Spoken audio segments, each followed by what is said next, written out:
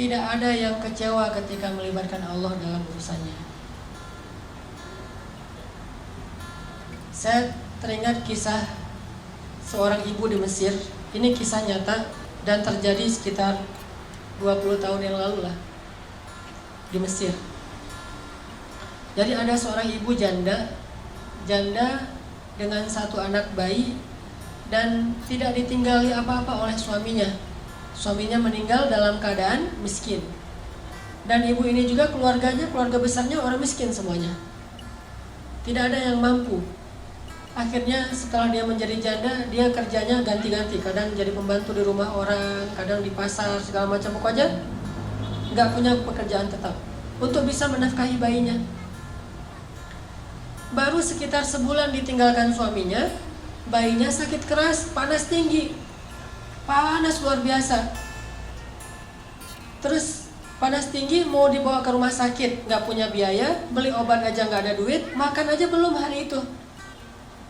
Hanya dikasih minum air putih, dikompres, kasih minum air putih, dikompres, sambil menangis. Bayinya terus menangis panjang hari, sampai malam hari bayinya berhenti menangis karena sudah lelah. Capek seharian nangis, akhirnya ketiduran. Bayinya tidur. Ketika bayinya tidur jam 12 malam, ibu ini dalam keadaan bingung. Beliau kemudian berwudu, kemudian sholat 2 rakaat. Setelah selesai sholat 2 rakaat, ibu ini berdoa kepada Allah, Robbi, saya ini adalah perempuan yang tidak punya wali, tidak punya suami, tidak ada yang menafkahi saya.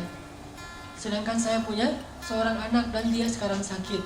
Suami saya baru meninggal. Dia curhat sama Allah. Jadi kalau kita doa sama Allah tuh curhat dulu. Jangan to the point. Ya Allah minta ini, minta itu. Curhat dulu kayak Nabi Zakaria. Kayak gimana doa Nabi Zakaria?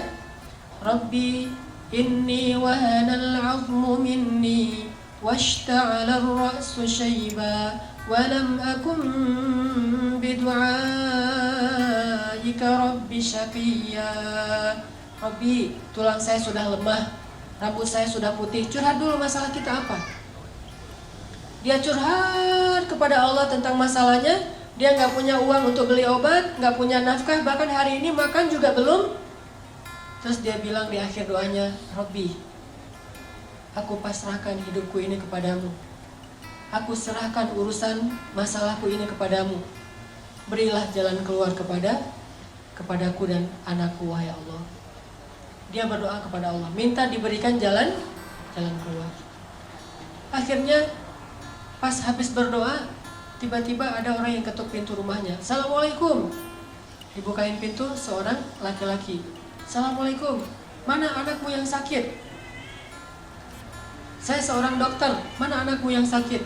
Akhirnya ibu ini heran. Dokter datang ke rumahnya sendiri padahal dia nggak manggil. Ditunjukin. Dokter ini meriksa bayi itu, diperiksa sama dokternya. Setelah diperiksa, dibuatkan resep obat. Terus dokternya bilang kepada ibu, nih resep obatnya, silakan dibeli obatnya di apotek segera. Ini kasihan anaknya udah terlalu panas dan harus segera diberikan obat. Terus saya mau pulang, silakan diselesaikan administrasi, minta bayar. Ibu ini bingung pas dokternya minta bayaran. Kata ibu ini, dokter, saya nggak punya uang. Terus dokternya bilang, terus kalau ibu nggak punya uang, ngapain ibu telepon saya? Tengah malam, jam 1 malam nelfon saya. Kata ibu ini, saya tidak telepon dokter. Terus dokternya keluarin kertas alamat. Ini benar nggak nih alamat rumah ini? Tadi yang nelfon soalnya nyebutin alamatnya ini nih. Kata ibu, benar ini alamat rumah saya. Terus mana laki-laki yang tadi nelfon? Kata ibu ini, saya nggak punya suami, nggak ada laki-laki di rumah. Ini telepon aja ibu, nggak ada di rumah. Handphone atau telepon rumah nggak ada. Baru dokter ini curiga. Terus siapa yang tadi menelpon dokter tengah malam jam 1? Sekitar 15 tahun yang lalu lah terjadi di Mesir. Dokter ini duduk, nanya kepada ibu, ibu sebetulnya apa yang terjadi? Apa yang terjadi tadi jam 1 malam? Ibu ini cerita kondisinya, masalah anaknya. Terus dia cerita jam 1 malam tadi dia baru telepon Allah. Dia sholat 2 rakaat, dia berdoa kepada Allah. Entah gimana ceritanya, entah malaikat, entah manusia, pokoknya Allah alam, Allah yang mendatangkan dokter itu ke rumahnya. Mendengar cerita ini, dokternya merinding, terharu, Akhirnya datang lagi periksa lebih serius lagi bayinya. Terus keluar cari obat sendiri dokternya ke apotek, datang lagi kasih obat, kemudian ngasih lagi hadiah untuk keluarga ini untuk 1 bulan. Dan sejak saat itu dokter ini suka memberikan nafkah rutin kepada keluarga ini setiap bulan. Dan kadang-kadang dipanggil ke rumah untuk bantu-bantu di rumahnya. Artinya Allah punya banyak cara untuk membantu hambanya. Panggil aja Allah SWT. Ada apa-apa, telepon Allah. Dan telepon Allah itu paling enak tuh, gak pernah di-reject. Nelfon manusia, di-reject tuh. Nelfon, kan suka ada tulisan saya lagi meeting, lagi nyetir kan ya, atau lagi galau gitu kan, bisa juga custom, bisa tulis sendiri lagi galau.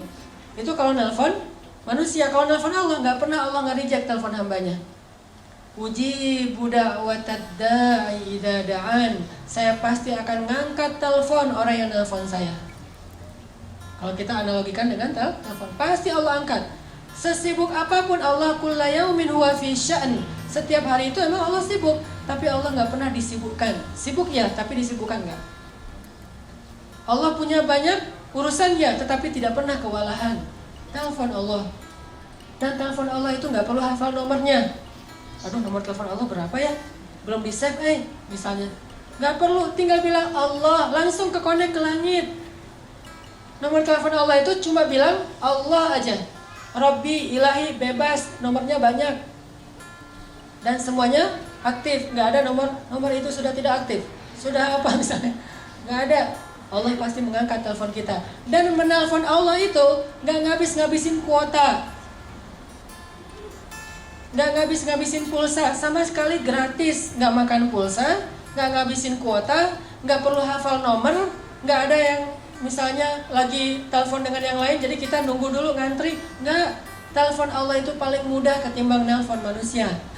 Ada masalah tinggal bilang, ya Allah. Allah langsung mengatakan, Abdi, alaka hajah, wahai hambaku, apa kebutuhanmu?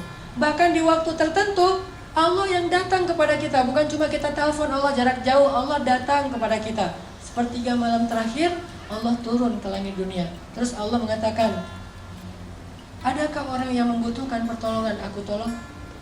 Hal min dhi hajah. Adakah orang yang butuh ampunan, aku ampuni?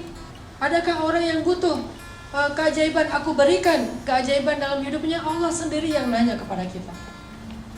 Jadi ada masalah sedikit, telepon Allah. Minta Allah terlibat dalam urusan kita. Gak usah khawatir, karena Allah itu akan mengangkat telepon kita. Allah gak mungkin ngecewain hambanya yang berdoa kepadanya. Langsung hubungi Allah. Dan tahu cara supaya doa kita itu benar-benar langsung menggetarkan arasy? Kalau kita pengen doa kita itu menggetarkan arasy, pas kita telepon Allah itu deringnya itu kenceng, berdoalah dengan hati. Doa itu bukan hanya dengan suara yang lantang, walaupun itu juga kadang dibolehkan. Tapi ada doa yang suaranya lirih, tapi arasy di langit itu bergetar. Doa siapa? Yang pelan banget, tapi arasnya bergetar. Doa Nabi Yunus alaihissalam. Subhanaka inni kuntu minadh dhalimin. La ilaha illa anta subhanak inni kuntu minadh dhalimin. Doanya pelan. Bayangin saking lirih dan pelannya doa Nabi Yunus, ikan paus yang menelan beliau aja nggak dengar kalau Nabi Yunus lagi berdoa di perutnya, nggak dengar. Jadi ikan paus tuh nggak, lagi baca apa sih lo di perut gua? Nggak, ikan pausnya aja nggak dengar apa yang dibaca oleh Nabi Yunus. Ikan-ikan yang ada di lautan itu nggak ada yang dengar apa yang diucapkan oleh Nabi Yunus. Tapi doa yang begitu lirih tersebut bisa bikin arasy bergetar. Sampai malaikat-malaikat yang membawa arasy bertanya, ya Allah, ini suara siapa yang menggetarkan arasy? Suara siapa yang begitu lirih? Suara siapa yang begitu lembut? Kasihan dia ya Allah, siapa itu ya Allah? Kata malaikat arasy. Kata Allah, itu hambaku Yunus yang meminta ampun kepadaku. Apa kata para malaikat? Ya Allah, kasihan dia, ampuni dia. Ampuni dia ya Allah, ampuni. Terus malaikat mengaminkan doa-doa Nabi Yunus. Sehingga Allah mengatakan, wahai para malaikat, aku telah mengampuni dosanya. Doa suaranya pelan di dalam perut ikan, bahkan ikan yang menelannya aja nggak dengar, tapi arus Allah bergetar. Kenapa? Karena doa ini bukan dengan suara yang keras, tapi dengan hati yang yakin kepada Allah. Kalau kita mau mengilmiahkan itu gampang sebetulnya. Saya pernah nonton di Nat Geo yang animal, itu hewan, terutama dalam waktu tayangan itu lagi ngomongin tentang gajah. Gajah itu, teman-teman, kalau manggil temennya yang jauh, itu manggilnya pakai suara frekuensi rendah namanya. Suara frekuensi rendah. Apa arti suara frekuensi rendah? Orang nggak bisa dengar suara itu. Walaupun orangnya ada di sebelah gajah, tapi nggak bisa dengar. Sedangkan temennya yang jarak 10 kilo, itu bisa dengar. Itu ilmiah banget, dan itu terjadi dalam kehidupan kita. Gajah itu kalau lagi manggil temennya itu nggak ada suara. Kalau dia bersuara kencang, itu bukan lagi manggil yang jauh, lagi manggil yang dekat, lagi guyon gitu. Ada sekelompok gajah kalau lagi guyon suaranya keras, tapi kalau lagi manggil yang jauh, dia nggak pakai suara yang seperti kita dengar. Justru suaranya itu tidak terdengar. Taunya dari mana? Taunya bagian telinganya itu akan begini, yang tadinya agak ke samping, sekarang tiba-tiba jadi tegak gitu. Terus bagian pipinya yang dekat telinga itu kembang kempis. Berarti dia lagi mengeluarkan suara frekuensi rendah. Jarak 10-15 kilo kedengaran suara itu oleh gajah yang lain. Kapan dia memanggil temannya? Kalau lagi banyak makanan. Misalnya nih gajah lagi ada di kebun tebu. Wah, tebunya banyak banget nih, gua nggak bakalan habis makan sendiri. Manggil temen sini banyak tebu gitu. Di mention ke temannya. Pas teman-temannya mendengar ada banyak tebu, terus di mana? Oh udah, lo kirim aja Sherlock gitu, dikirim Sherlock sama gajah. Jadi suara itu bukan hanya memberitahu, tapi juga ada sinyal share location, di mana temannya itu bisa langsung pakai Waze. Jadi pakai Waze atau pakai Maps gitu, Google Map, terus langsung nemu, nggak akan kesasar, nggak akan mungkin salah jalan. Habis lampu merah, belok kanan, belok kiri gitu-gitu, turn right, turn left gitu-gitu deh. Dan itu terjadi dalam kehidupan kita. Suara yang gak bisa didengar oleh orang di sebelah ternyata bisa didengar dari jarak 10 kilo. Itulah suara yang frekuensi rendah. Dalam doa kepada Allah kadang itu berlaku loh. Doanya tuh pakai frekuensi rendah. Bahasa surat Maryam frekuensi rendah itu nidaan khafiyah, suara yang rendah, suara yang lembut. Dzikru rahmati rabbika 'abdahu Zakaria idh nada rabbahu nidaan khafiyya. Di ayat ketiga surat Maryam. Nidaan khafiyya, suara yang lembut, suara yang rendah. Tapi suara yang lembut ini menggetarkan aras yang jaraknya entah berapa miliar tahun cahaya. Jadi kalau kita mau telepon Allah, telepon pakai hati yang yakin. Ilahi, Robbi, suaranya gitu doang. Bahkan mungkin teman di sebelah juga gak ngerti apa yang kita omongin. Tapi Allah sami'ud du'a. Allah itu sangat bisa mendengar apa yang kita ucapkan. Minta sama Allah, sal tu'toh, minta pasti dikasih. Itu kalimat janji Allah tuh, sal tu'toh. Kamu minta pasti dikasih, gak usah khawatir. Ada lagi kisah di zaman Harun al-Rashid, seorang ulama, seorang ahli ibadah yang difitnah. Dia difitnah berzina, sehingga sebelum dia disidang dan diputuskan akan dicambuk, maka dia dipenjara dulu.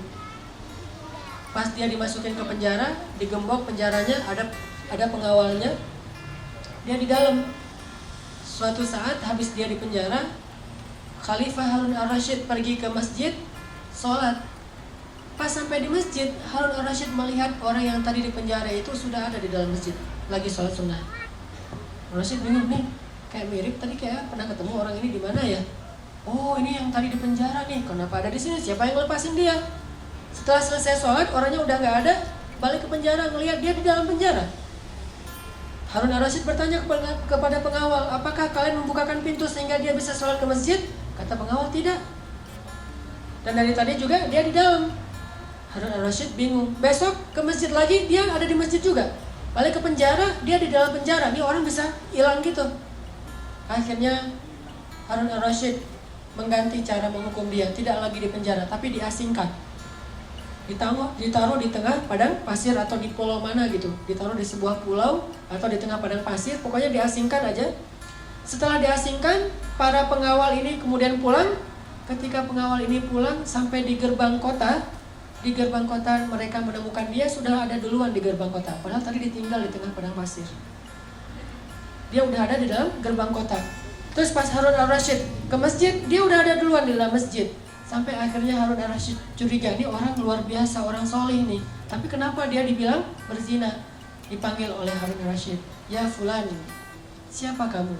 Kenapa kamu bisa ada di mana-mana gitu? Dia mengatakan, saya itu difitnah, saya tidak berzina. Kayak Yusuf pernah difitnah. Dan ketika Tuhan memenjarakan saya, berarti Tuhan telah menjauhkan saya dari rumah Allah Subhanahu wa Ta'ala.